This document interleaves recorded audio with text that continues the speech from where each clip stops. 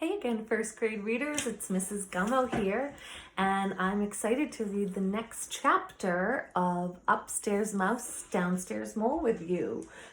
But remember, before we even get to reading, we want to warm up our minds first. And today, what I want you to do is think about what we've already learned about Mouse and Mole and what's happening in the story. And a great way to do that is to use the book and look back through. So remember, there are 4 chapters in this book. Today we're going to read Kind, Good Neighbors. Yesterday we did some thinking around the second chapter when we were learning that Mouse really does like being upstairs in the bright, warm sun, and Mole really likes it dark and damp and not so bright. But here we remember at the very beginning we learn Mouse and Mole are neighbors, and they both like to keep their houses neat and tidy. But they had a problem. Mole was doing twice the work because Mouse would sweep her house in the morning and Mole would do it in the evening, but then he was having to do it twice to keep his house clean. So they solved that problem by cleaning up their spaces in the middle of the day together. They were so proud of their teamwork, they decided to build a garden. So then, as they were celebrating that they planted their garden, Mole invited Mouse downstairs for lunch. Well, while Mouse is there, as we know, she learned she does not like it in the dark. She was cold, she shivered, and she couldn't see anything, so she bumped into the table.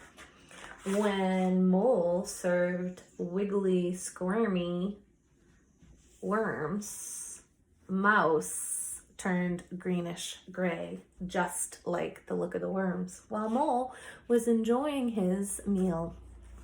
So Mouse wasn't feeling too good and went back upstairs. When she was feeling better, she invited Mole over for dinner. And we soon found out that Mole really could not see well in the bright sun. He bumped into the table also. And then when it was time for tea and cheese, Mole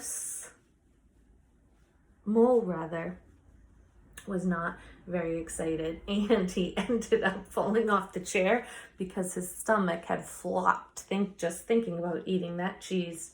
And then on his way out the door, he bumped into it because he was having such a hard time seeing. We learned so much about these 2 characters, Mouse and Mole, in just the first 2 chapters of this book. If there was anything else I forgot, I want you to think about it now as I get ready to read the next chapter. Think about something else you noticed or learned about Mouse or Mole in the first 2 chapters.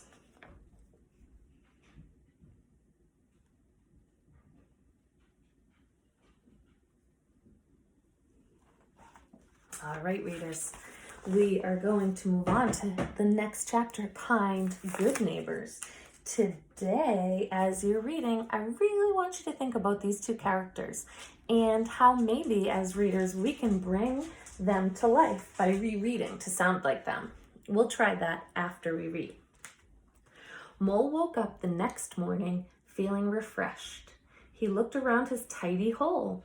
How nicely dark and damp it was. Nothing like Mouse's house, which was warm and bright. Suddenly, Mole pictured Mouse shivering. He remembered Mouse sneezing, Mouse bumping into the table, and Mouse smacking into the door. Why, Mouse had not even touched the worms on her plate. Goodness, cried Mole, how selfish of me. He buttoned his jacket and rushed out the door.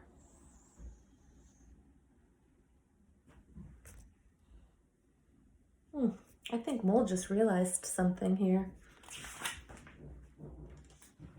Mouse washed the dishes in the sink. Rays of sunshine streamed into the kitchen. How bright and cheery things looked, not at all like Mouse's dark hole. Suddenly, Mouse pictured Mole covering his eyes. She remembered Mole walking into the wall, Mole falling off his chair, and Mole bumping into the door. Why, Mole had not even nibbled the cheese on his plate. Mercy me, squeaked Mouse. What a thoughtless neighbor I've been. She zipped her coat and raced out the door. I think Mouse realized something too. What do you think they both realized as they were thinking back to the day before? Maybe they were feeling a little guilty because they realized that they both really loved their spaces and they hadn't really thought about the other person as they were getting ready to spend time together. I wonder what will happen next. Mouse tied a bow on her box and hurried downstairs. Mole finished wrapping his package. He went upstairs to call on Mouse. They bumped into each other outside. Bump! Why, hello, said Mouse to Mole. Hello, said Mole to Mouse. This is for you, said Mole. I hope you don't think me a thoughtless neighbor. Mouse opened the present. There were 2 candles inside the box. Bring them when you visit, said Mole, and my mole will be less dark and damp. Thank you very much, said Mouse. You are a kind neighbor, Mole.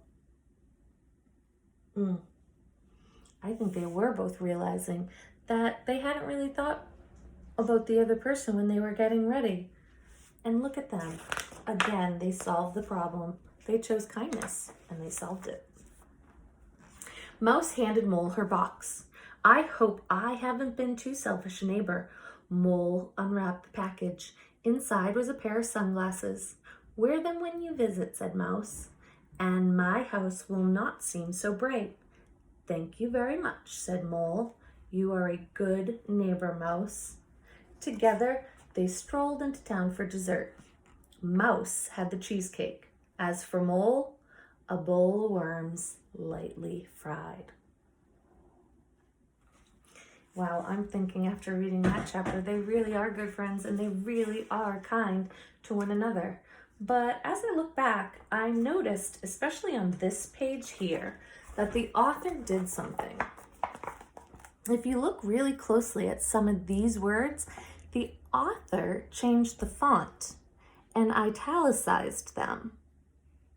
Remember, authors do that a lot so that the reader changes his or her voice to emphasize the words to make it bring the story to life. So I'm choosing this page to go back to today, to reread, to sound like the character. That's what I'm challenging you to do after you read or listen to books yourself today. And this is what it might look and sound like. Let me get the book up nice and close so you can see. Mouse handed Mole her red box. I hope I haven't been too selfish a neighbor. Mole unwrapped the package. Inside was a pair of sunglasses. Wear them when you visit, said Mouse, and my home will not seem so bright. Thank you very much, said Mole. You are a good neighbor, said Mouse. We're going to stop there, readers. Now it's time for you to go get your books or your device to read online. And today as you're reading, I want you to think about going back to a part in your book to reread and sound like a character. You can either read it to someone or maybe even record your voice and send it to your teacher. I hope you all have a great day. Happy reading.